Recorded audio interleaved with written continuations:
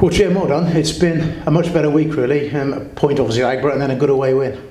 Yeah, it was a much more enjoyable Wednesday off when you've had a decent result.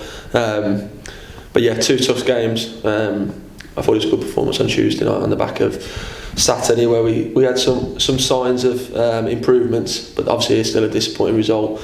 I think we took it into Tuesday night, and I thought we played really well. And I think the 1-0 score, I think it would have been a travesty if we didn't come away with the win.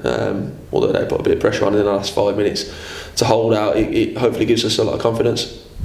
Just going back to the Bradford Park Avenue game, I thought the first half, in some ways, encapsulated Harriers' season in many ways. You dominated for long periods, one mistake and you're a goal down. Yeah, I thought we started really brightly, had a number of shots which we put on the players. Look, take responsibility, get your shots off, get the crowd behind us. We did everything we asked for, really, but then considered a really poor goal out of nothing. And like you just said, it probably sums up where we've been for the last 4 or 5 months.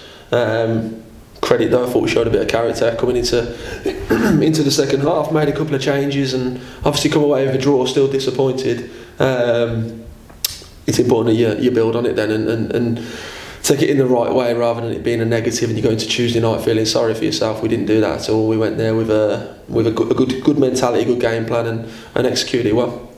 I was thinking, Curzon Ashton away, if you're going to do anything in a season, it's the sort of place you go somewhere, I don't mean you grind out a win, but you come away with a clean sheet, you get the 1-0, and those are the results that can make the difference ultimately. Yeah, look, Curzon were in a good run of form themselves. I've watched them a few times. I think they beat Buxton in the game before at home. Second half they were outstanding. We knew it was going to be a really difficult test, and you have to go there, you have to be prepared, you have to show them respect, but at the same time we have to focus on ourselves at the minute. We have to. I think that's how we've got to approach each game as it comes, looking no further than the next one and making sure that we're right first and foremost. We'll always do our homework on the opposition, but it's absolutely vital that we're right ourselves, because if we do that and we turn up, we've got a chance against anybody. It has been a frustrating season. When I've interviewed you, when I've interviewed Russ, fans obviously frustrated, yet you're still only 2 points outside the playoffs. Yeah, it's frustrating because we want success and we've had a little taste of it. A taste of what the club can be last year and what it's been in the past, and we're all absolutely desperate to get there. But look, football sometimes it kicks you in the teeth and then it keeps kicking you when you're down.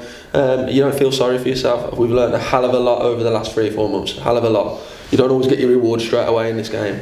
But it's focusing on us first and foremost. Make sure we're right. Make sure we're right going into the next game, prepared to put on a performance that's worthy of getting a result. Hopefully, you don't always get them results, but it's important that we focus on ourselves, and that's what we're doing at the minute.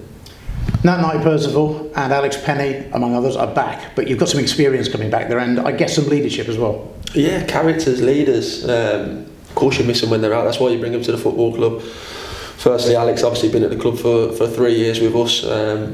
Big personality, fans love him. Loves playing for the football club. Great to have him back. I thought it was good to have him in for 90 against Bradford, and then we went in against Curzon the other night. And with the amount of time he's been out, he's probably asking a lot to get another 90 out of him. Unfortunately, another injury to Joe Foulkes meant he had to come back in, and credit to himself. Alex came in, he looked after himself while he's been out physically. I thought he did really well. Obviously, Nat Knight Percival, that's why you bring a player with 500 league games to the club. His character, his leadership skills, and his defending first and foremost. I thought he was outstanding the other night and topped it off with a little tickler into the goal as well. But yeah, great to have these sort of players around. They add to the group. Your other leaders in the group have about 3 with Chief and Nat, and he's fantastic because the other players look to him. This weekend then, it's going to be another test. Well, they're all tests of character, aren't they, really? But away at a Peterborough sports side that came up, started really well, maybe dropped off a bit lately.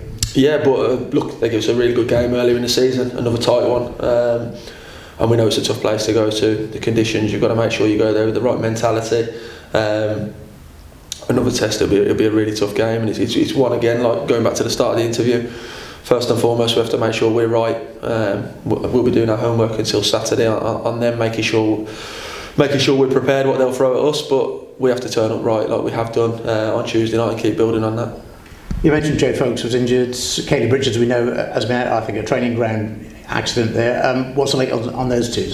Yeah, probably Saturday comes a bit too soon for both of them. Foulkes is still being assessed, obviously less than 48 hours after Tuesday night. It didn't look great at the time, so we'll be seeing how that reacts over the next 24 or 48 hours again. What's he done?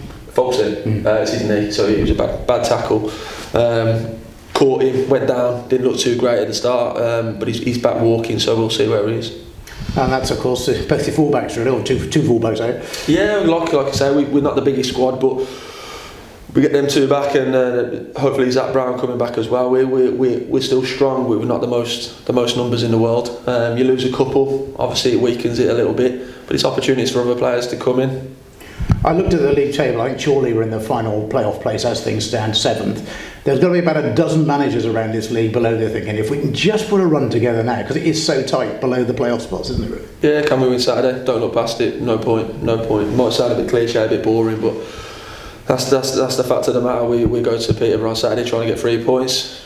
Maybe when you get closer to the end of the season, you start looking, but it's absolutely pointless at the minute. I think we can't look past the next game. Absolutely pointless. It's been proven so far this year. Why look past Peterborough?